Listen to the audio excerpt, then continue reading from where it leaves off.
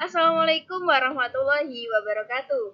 Salam sejahtera bagi kita semua. Yang terhormat Bapak Dr. Muhammad Miftah Farid, SPD MPD, selaku dosen pengampu mata kuliah perencanaan pembelajaran. Baik, pada kesempatan kali ini, kami dari kelompok 5 akan mempresentasikan materi mengenai evaluasi pembelajaran. Materi yang akan kami bahas meliputi pengertian evaluasi pembelajaran, fungsi evaluasi, jenis evaluasi, teknik tes dan non-tes, pengembangan instrumen, pelaksanaan evaluasi, pengelolaan evaluasi, hingga interpretasi hasil evaluasi. Semoga presentasi yang kami sampaikan dapat membantu teman-teman semuanya dalam memahami pentingnya evaluasi dalam proses pembelajaran.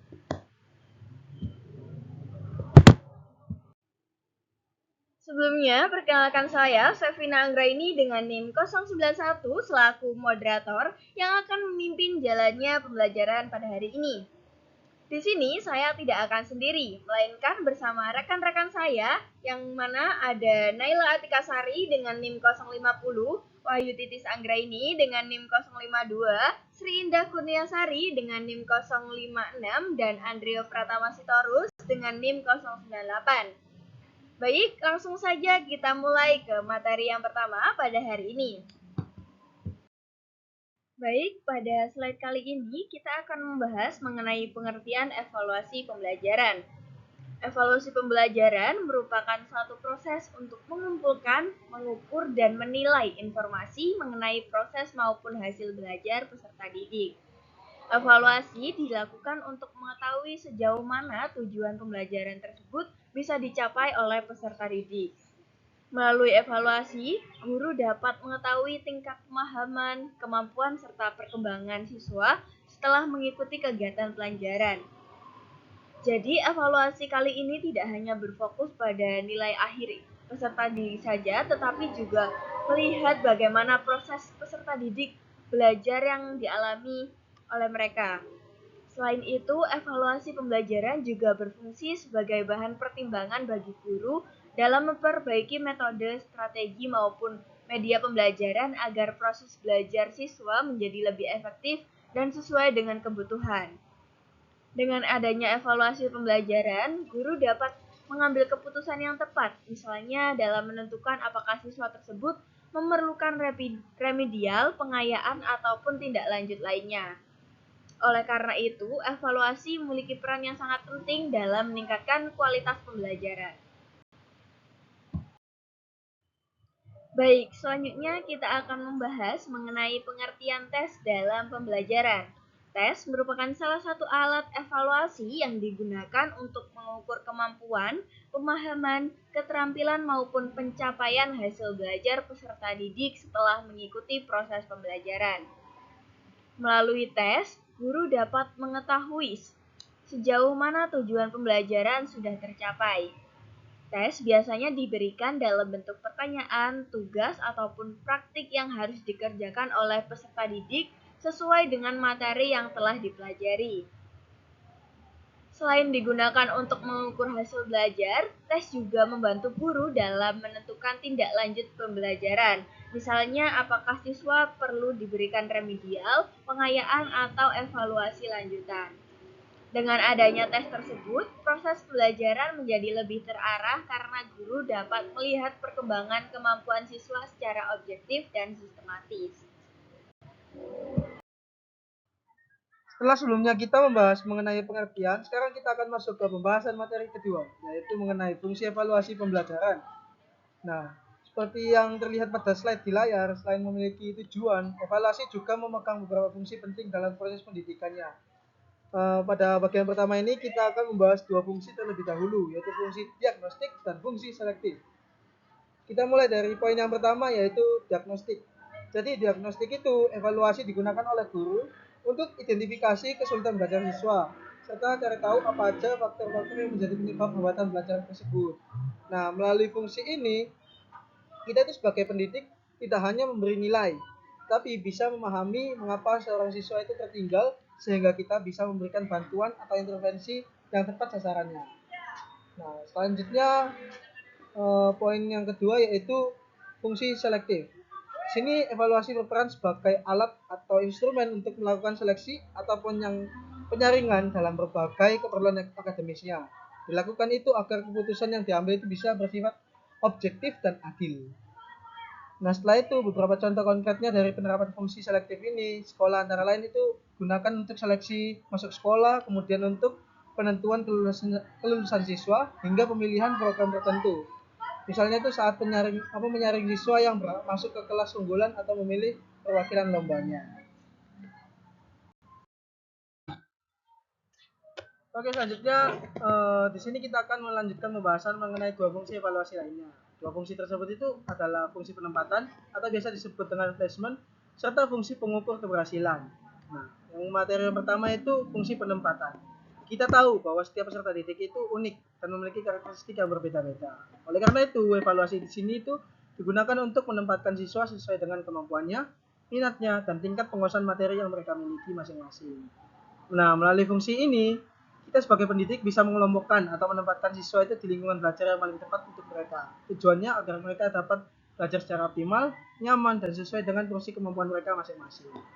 Nah, kemudian fungsi yang kedua nih, yaitu fungsi pengukur keberhasilan. Pada fungsi ini, evaluasi itu bertindak sebagai alat ukur atau instrumen ganda.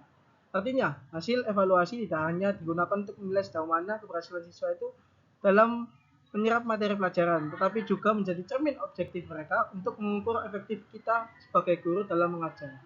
Jadi, jika banyak siswa yang berhasil, artinya metode mengajar kita itu sudah efektif. Namun, jika sebaliknya, hal ini menjadi evaluasi bagi kita untuk memperbaiki kualitas pembelajaran ke depannya.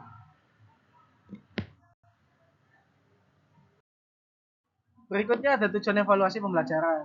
Tujuan ini digunakan untuk mengetahui sejauh mana proses pembelajaran itu telah mencapai target yang sudah ditetapkan oleh guru sebelumnya. Ada tiga poin tujuan. Yang pertama adalah mengetahui tingkat pencapaian guru, apakah peserta didik ini sudah mencapai kompetensi yang telah dirumuskan oleh guru sebelumnya. Kedua, memberikan umpan balik seperti feedback. Guru menggunakan evaluasi sebagai bahan refleksi untuk memperbaiki metode dan strategi pembelajarannya. Dan ketiga, menentukan tindak lanjut pembelajaran. Jadi evaluasi itu membantu menentukan langkah selanjutnya seperti remedial ataupun pengayaan. Baik, untuk materi selanjutnya yaitu jenis evaluasi. Jenis evaluasi itu berdasarkan 3 poin. Yang pertama, waktu pelaksanaannya, yang kedua berdasarkan fungsinya, yang ketiga berdasarkan aspek objek evaluasinya. Secara umum di poin pertama ada 2 jenis, yaitu evaluasi formatif dan evaluasi sumatif. Evaluasi formatif merupakan evaluasi yang dilakukan selama proses pembelajaran berlangsung. Jadi maksudnya itu untuk mengecek sejauh mana siswa yang sudah memahami materi selama pembelajaran berlangsung. Untuk evaluasinya itu untuk memperbaiki proses belajar, bukan menghakimi hasil akhir atau menilai seseorang hanya dari hasil akhirnya saja tanpa menilai prosesnya. Untuk jenis selanjutnya itu evaluasi sumatif.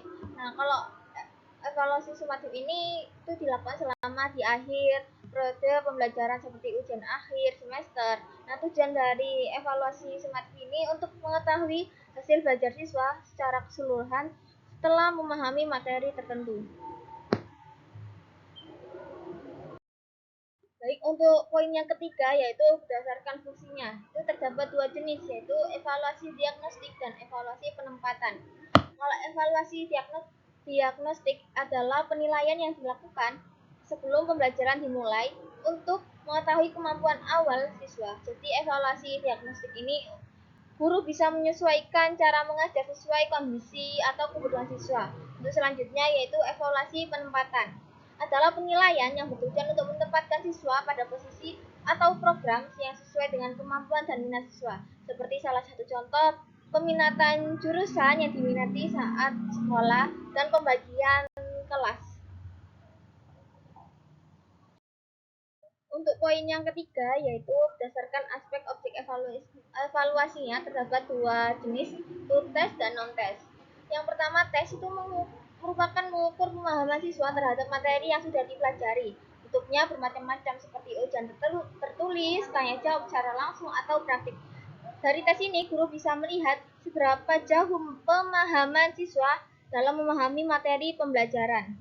Yang kedua, itu ada non-tes. Itu lebih menekankan terhadap sikap, perilaku, minat, dan keterampilan siswa dalam proses pembelajaran. Contohnya melalui pengamatan guru saat di kelas, siswa bekerjasama dalam kelompok, atau bagaimana siswa saat pembelajaran sedang berlangsung. Oke, sebelumnya sudah jelaskan mengenai jenis evaluasi berdasarkan objek evaluasinya. Ada dua ya tadi, yaitu ada tes dan non-tes. Nah, sekarang saya akan menjelaskan bagaimana teknik tes itu sendiri. Jadi, untuk tes sendiri ada 3 jenis. Yang pertama adalah tes tertulis, yaitu tes yang soal dan jawabannya dilakukan secara tertulis, baik di atas kertas maupun di media digital lainnya. Kemudian yang kedua ada tes lisan yang dilaksanakan dengan tanya jawab, dan yang ketiga ada tes tindakan atau praktik yang bentuknya mempraktikkan keterampilan. Untuk selengkapnya akan kita bahas pada slide berikutnya. Jenis tes pertama yaitu tes tertulis.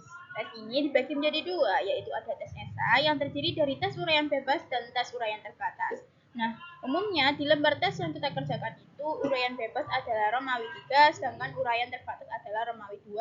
Jenis tes tertulis lainnya adalah tes objektif. Ini juga dibagi menjadi 3, yaitu ada tipe benar salah, tipe menjodohkan, dan tipe pilihan ganda. Untuk yang sering digunakan umumnya adalah tipe pilihan ganda. Namun kembali lagi, pemilihan tipe tes ini didasarkan pada konteks pembelajaran yang dilakukan. Nah, kelebihan dari tes tertulis sendiri adalah dapat menjangkau materi yang luas dalam waktu singkat, mudah diperiksa, terutama yang objektif, kemudian relatif mudah disusun. Sedangkan kelemahannya adalah soal uraian bersifat subjektif dalam penilaian, tidak dapat mengukur keterampilan praktik secara langsung, dan juga rentan terhadap mencontek.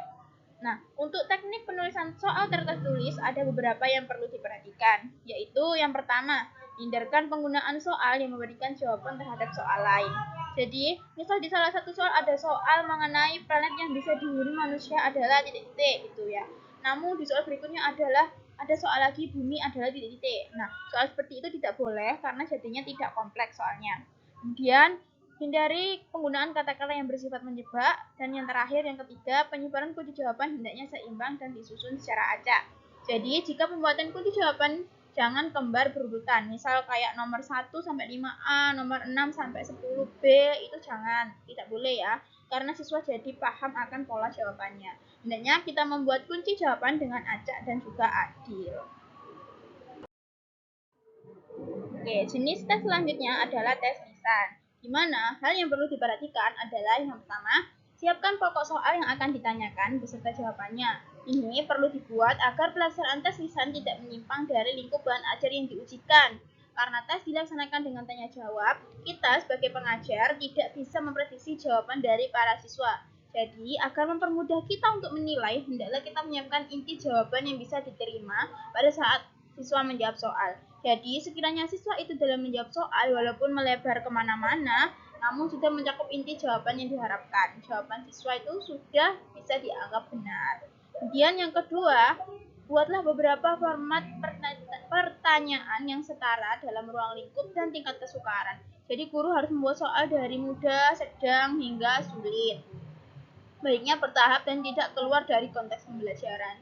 Selanjutnya, yang ketiga ada dalam penulisan tes lisan, perhatikan kaidah-kaidah penulisan tes uraian, dan yang terakhir, pertimbangkanlah waktu yang dibutuhkan untuk masing-masing soal atau sekurang-kurangnya untuk masing-masing siswa. Jadi, sebelumnya siswa sudah ditetapkan mengenai waktu yang dimilikinya selama tes agar siswa bisa menyiapkan diri sebelumnya. Nah, jenis tes yang terakhir adalah tes tindakan atau praktik.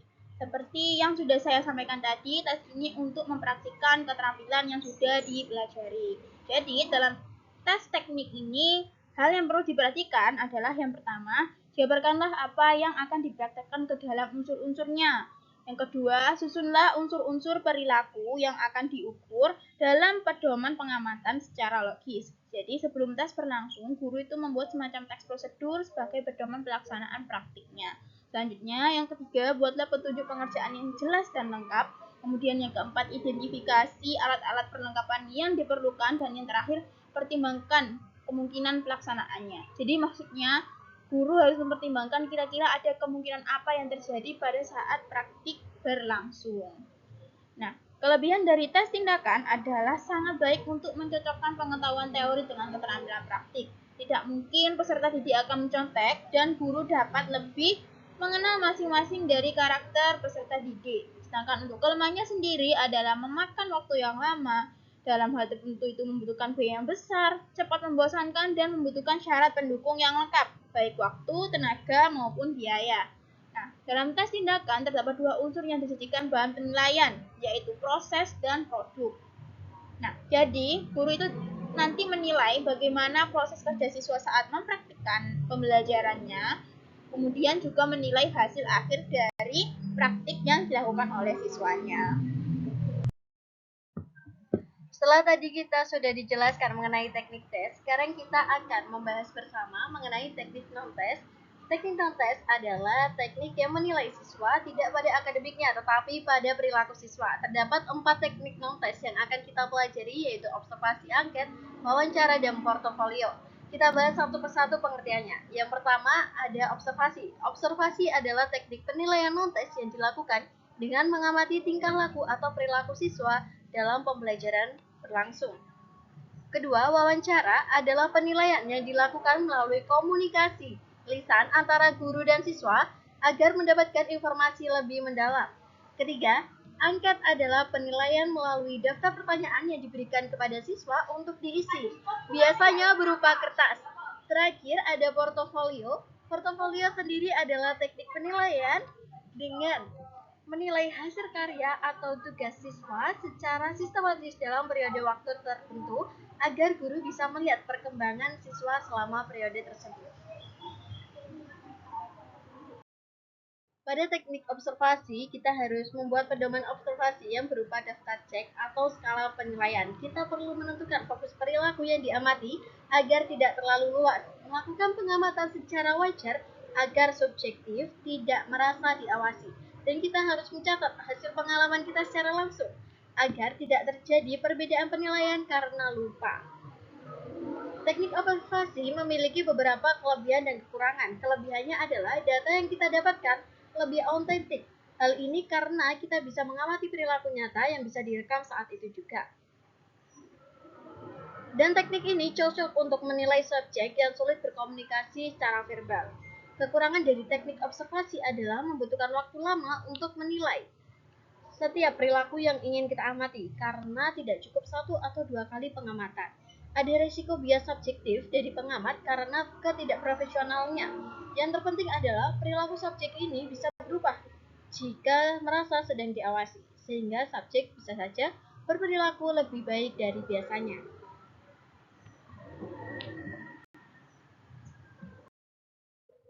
Teknik berikutnya adalah teknik wawancara. Bisa kita lihat bersama bahwa dalam melaksanakan wawancara kita perlu membuat pedoman wawancara atau interview guide. Ini dari pedoman wawancara harus disusun sebaik mungkin agar pembicara menjadi terarah dan menggunakan pertanyaan terbuka agar bisa menggali informasi lebih dalam. Ketika kita melakukan wawancara, kita bisa mencatat datanya secara manual atau bisa mengambil rekaman dengan seizin narasumber. Seperti pada teknik lainnya, wawancara juga memiliki kelebihan dan kekurangan. Kelebihannya sendiri adalah dapat mendapatkan data yang mendalam dan bisa menggali informasi langsung karena lebih fleksibel dalam bertanya. Sedangkan kekurangannya, wawancara menyita banyak waktu dan tenaga karena harus dilakukan satu persatu atau per kelompok. Jawaban yang diperoleh pun dipengaruhi oleh kemampuan komunikasi kedua pihak. Jika narasumber merasa gugup dan berbelit ketika menjawab pertanyaan, maka informasi yang diterima bisa saja kurang. Kelemahan yang terakhir adalah narasumber bisa saja memberikan jawaban asal untuk pertanyaan yang kita ajukan. Berikutnya ada angket. Pertanyaan pada angket dibuat dengan bahasa sederhana, jelas, dan tidak bermakna ganda, agar siswa mudah dalam memberikan penilaian. Sebelum guru menyebarkan angket pada seluruh siswanya, guru harus menguji coba instrumen untuk memastikan pertanyaannya apakah sudah valid atau belum. Tentunya pada angket harus diberikan informasi atau instruksi pengisian yang jelas dan mudah dipahami. Kelebihan dari angket adalah praktis, karena angket bisa langsung disebarkan sekaligus, sehingga tidak membutuhkan waktu yang lama untuk pengumpulan datanya. Responden pun lebih jujur karena pada angket identitas bisa dirahasiakan. Namun tentunya angket memiliki kekurangan karena jawaban yang diberikan siswa kurang mendalam. Siswa juga bisa saja tidak juga jujur ketika mengisi angket dan angket yang dikirim seringkali tidak kembali. Portofolio memiliki beberapa teknik atau langkah, yaitu guru harus menentukan tujuan koleksi dokumen dan menetapkan kriteria penilaian jelas. Guru harus memberikan umpan balik secara berkala pada setiap dokumen yang dikumpulkan.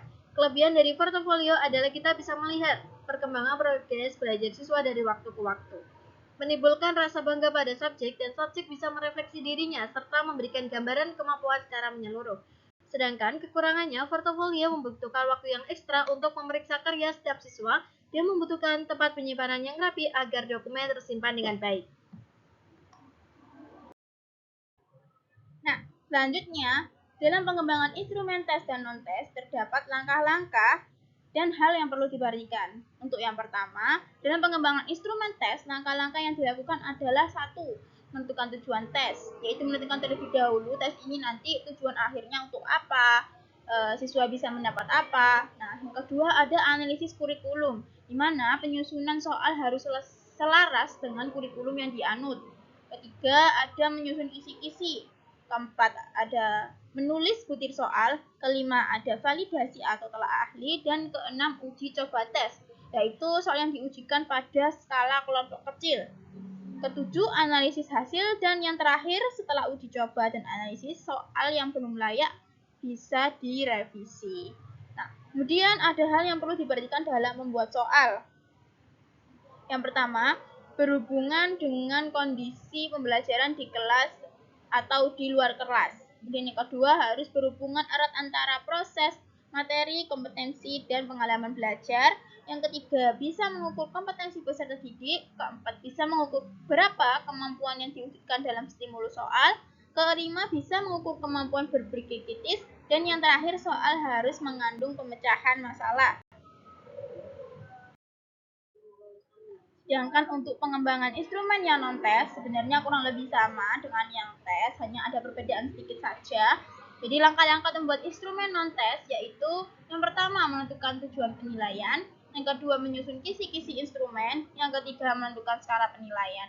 Karena bentuk non-tes adalah pernyataan, bukan pertanyaan, maka penilaian ditentukan dengan skala atau skor. Dan yang keempat, menulis butir pernyataan. Yang kelima, menentukan sistem skornya nanti bagaimana. Yang keenam, menelaah instrumen. Nah, ini juga yang menjadi pembeda dari pengembangan instrumen yang tes tadi. Jadi di non-tes ini harus ada telaah instrumen. Untuk selanjutnya juga sama, ada yang ketujuh menyusun instrumen, kedelapan uji coba instrumen, kesembilan analisis hasil uji coba, dan yang terakhir perbaikan instrumen. Nah, pada saat proses telaah instrumen tadi, ada beberapa hal yang bisa dijadikan acuan ya. Ada yang pertama, apakah butir pernyataan sudah sesuai dengan indikator? Dan yang kedua, apakah bahasa yang digunakan komunikatif dan menggunakan tata bahasa yang benar? Yang ketiga, apakah butir pernyataan itu sudah tidak bias? Kemudian yang keempat, apakah format instrumen sudah menarik untuk dibaca? Yang kelima, apakah pedoman menjawab atau mengisi instrumen sudah jelas? Dan yang keenam, apakah jumlah butir atau panjang kalimat pernyataan sudah tepat? Nah, keenam pertanyaan di atas jika sudah terjawab dengan baik dan benar, maka instrumen bisa dilanjutkan dengan uji coba untuk kemudian dianalisis dan direvisi apabila ada yang belum layak untuk dikembangkan kembali. Baik, selanjutnya saya akan menjelaskan mengenai pelaksanaan evaluasi pembelajaran. Pelaksanaan tes dan evaluasi adalah proses menjalankan kegiatan pengukuran dan penilaian hasil belajar sesuai dengan rencana yang telah disusun. Tujuan dilaksanakannya pelaksanaan evaluasi yaitu untuk mengumpulkan data dan informasi yang akurat mengenai keseluruhan aspek kepribadian dan prestasi masing-masing peserta didik agar dapat ditindaklanjuti. Pada slide ini kita terdapat 4 tahapan dalam pelaksanaan evaluasi pembelajaran. Yang pertama yaitu persiapan. Sebelum tes dilaksanakan, guru harus menyusun kisi-kisi soal terlebih dahulu agar soal sesuai dengan tujuan pembelajaran. Kemudian, guru juga harus membuat instrumen tes atau soal, menyiapkan pedoman penskoran, serta menentukan waktu dan tempat pelaksanaan evaluasi agar kegiatan dapat berjalan dengan tertib dan terarah. Tahap yang kedua yaitu pelaksanaan tes. Pada tahap ini merupakan kegiatan inti dari evaluasi pembelajaran. Guru memberikan instruksi yang jelas kepada siswa sebelum tes dimulai. Kemudian, guru membagikan soal atau tugas kepada peserta didik. Setelah itu, guru mengawasi jalannya tes agar tidak terjadi kecurangan dan menjaga kondisi kelas tetap kondusif selama evaluasi pembelajaran berlangsung. Selanjutnya, tahap yang ketiga yaitu pengolahan hasil tes. Setelah tes selesai, guru harus mengoreksi jawaban siswa serta memberikan skor sesuai dengan pedoman penilaian yang telah dibuat. Lalu, mengolah nilai tersebut seperti menghitung rata-rata maupun distribusi nilai siswa. Dan pada tahap yang terakhir yaitu interpretasi dan tindak lanjut, hasil tes kemudian dianalisis untuk mengetahui tingkat keberhasilan siswa dalam pembelajaran. Dari hasil tes tersebut, guru akan menentukan apakah siswa perlu remedial ataupun pengayaan, serta memperbaiki metode pembelajaran agar proses belajar menjadi lebih efektif. Baik, selanjutnya saya akan menjelaskan mengenai pengelolaan evaluasi pembelajaran. Pengelolaan tes dan evaluasi pembelajaran adalah kegiatan dalam mengatur seluruh proses evaluasi agar dapat berjalan efektif, efisien, dan berkelanjutan. Dalam pengelolaan evaluasi terdapat beberapa komponen yang harus diperhatikan. Komponen yang pertama yaitu perencanaan. Pada tahap ini, guru menentukan tujuan evaluasi terlebih dahulu, kemudian menyusun program evaluasi harian, tengah semester hingga akhir semester. Selain itu, guru juga menentukan teknik dan instrumen evaluasi yang akan digunakan agar sesuai dengan tujuan pembelajaran. Komponen yang kedua yaitu pengorganisasian. Pada tahap ini, guru menentukan siapa saja yang terlibat dalam pelaksanaan evaluasi, seperti panitia atau pengawas. Selanjutnya, guru mengatur jadwal pelaksanaan dan menyiapkan sarana serta prasarana yang dibutuhkan agar evaluasi dapat berjalan dengan lancar.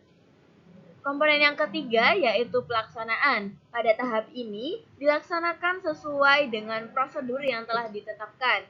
Guru juga mengontrol pelaksanaan evaluasi agar dapat berjalan tertib dan sesuai aturan yang berlaku.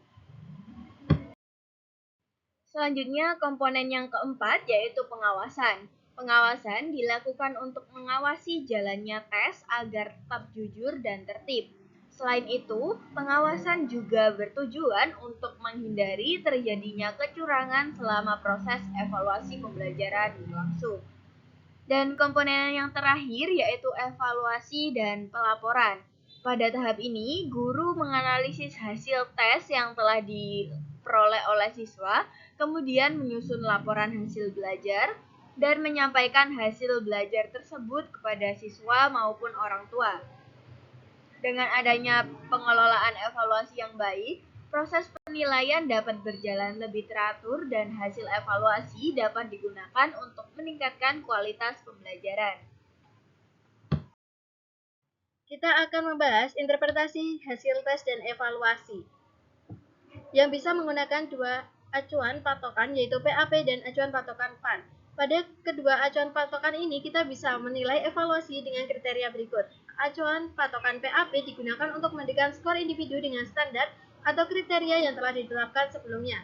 Jadi guru akan menilai bagaimana skor setiap siswa tanpa mempedulikan hasil dari siswa lainnya. Contoh untuk acuan patokan ini adalah ketika guru memberikan kriteria ketuntasan minimal atau KKM, di mana biasanya standarnya ada di 75. Ketika seorang siswa mendapatkan skor 76, yang berarti lulus, maka siswa tersebut tetap dinyatakan lulus. Tidak peduli apakah teman sekelas lainnya mendapatkan nilai 90 ataupun 100. Jika seorang siswa mendapatkan nilai di bawah KKM seperti 73, maka siswa tersebut dinyatakan tidak lulus. Tidak peduli apakah sama kelas lainnya mendapatkan nilai di bawah KKM ataupun di atas KKM. Sedangkan pada acuan PAN, guru itu akan membandingkan skor siswa dengan skor rata-rata kelompoknya. Jadi, seorang siswa dianggap baik jika berada di atas rata-rata temannya. Jadi pada penilaian PAN dilakukan berdasarkan rata-rata yang ada dalam kelas. Penilaian ini digunakan untuk membandingkan kemampuan siswa satu dengan siswa lainnya. Contoh, untuk acuan norma ini adalah ranking kelas atau seleksi masuk universitas seperti UTBK. Karena pada ranking kelas kita akan melakukan rata-rata untuk mendapatkan kedudukan paling tinggi. Jadi jika ada seorang siswa yang mendapatkan nilai tinggi, namun jika ada siswa lain jauh tinggi, maka posisi siswa tersebut berada di bawahnya. Bisa kita lihat bersama perbedaan dari acuan PAN dan PAP. PAN melakukan penilaian yang membandingkan hasil kerja siswa dengan hasil belajar siswa lainnya pada kelompoknya. Tapi jika PAP membandingkan hasil belajar siswa dengan satu patokan atau kriteria yang sudah ditentukan sebelumnya.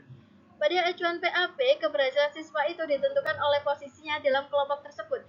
Tapi jika PAP, keberhasilan siswa ditentukan berdasarkan patokan atau kriteria yang sudah ditentukan batas lulus berubah-ubah atau tidak tetap pada acuan PAP. Namun, pada bab kriteria tersebut bersifat tetap. Perbandingan terakhir, pada PAN, keberhasilan siswa tidak dikaitkan pada kualitas penguasaan atau kompetensi. Sedangkan di acuan PAP, batas lulus atau keberhasilan siswa itu dikaitkan dengan penguasaan kompetensinya. Interpretasi penilaian pada non-tes dapat juga berupa analisis deskriptif atau kualitatif dan kategorisasi atau coding. Nah, pada analisis deskriptif ini kita ambil contoh pada data yang dimana itu didapatkan dari wawancara atau observasi yang diubah menjadi narasi. Jadi contohnya ketika kita melakukan pengamatan di kelas, terus kita melihat ada seorang siswi yang mengajukan keberanian dan dalam menyampaikan pendapatnya, tapi dia itu merasa kurang percaya diri, maka kita bisa mengubahnya dalam bentuk narasi. Seperti ada siswa yang aktif dalam kegiatan diskusi kelompok dan menunjukkan keberanian dalam menyampaikan pendapat, namun masih memiliki rasa kurang percaya diri saat berbicara di depan kelas. Nah, sedangkan untuk kategorisasi atau coding guru akan membuat kriteria penilaian dari data yang luas untuk dikelompokkan ke dalam kategori tertentu. Contohnya itu kita akan mengambil pada skala Likert pada angket. Jika seseorang itu mengisi angket minat belajar dengan sekolah dengan total 80 dari 100, maka guru itu interpretasikan ke dalam kategori 81 sampai 100 sangat berminat. Sedangkan 61 sampai 80 itu berminat dan seterusnya.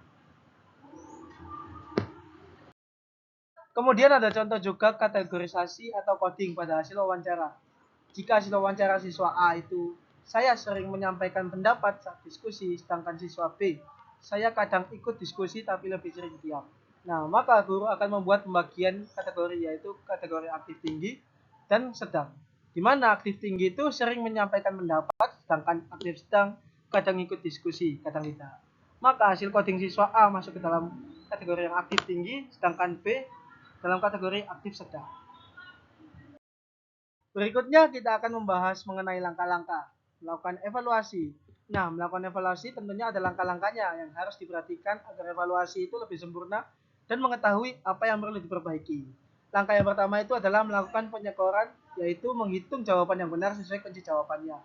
Yang kedua, konversi skor. Jadi guru akan mengubah skor mentah yang tadi sudah didapatkan menjadi skor standar seperti pada skala 0 sampai 100.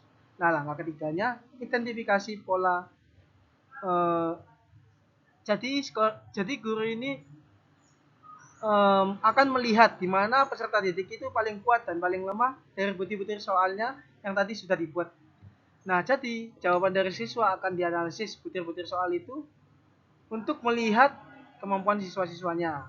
Nah, langkah yang keempat, guru itu mengambil keputusan, yaitu menentukan langkah selanjutnya, apakah siswa itu akan diberi remedial, pengayaan, atau kelulusan.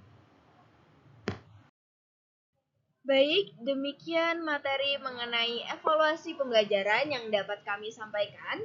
Dari pembahasan kita tadi, kita dapat mengetahui dan memahami bahwa evaluasi pembelajaran memiliki peranan yang sangat penting dalam proses pembelajaran. Mulai dari mengetahui tingkat pemahaman siswa, memperbaiki proses pembelajaran, hingga menentukan tindak lanjut yang sesuai dengan peserta didik.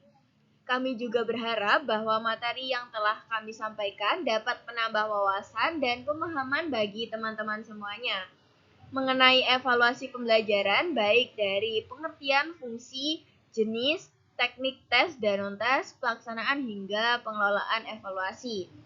Apabila terdapat kesalahan maupun kekurangan dalam penyampaian materi, kami mohon maaf sebesar-besarnya.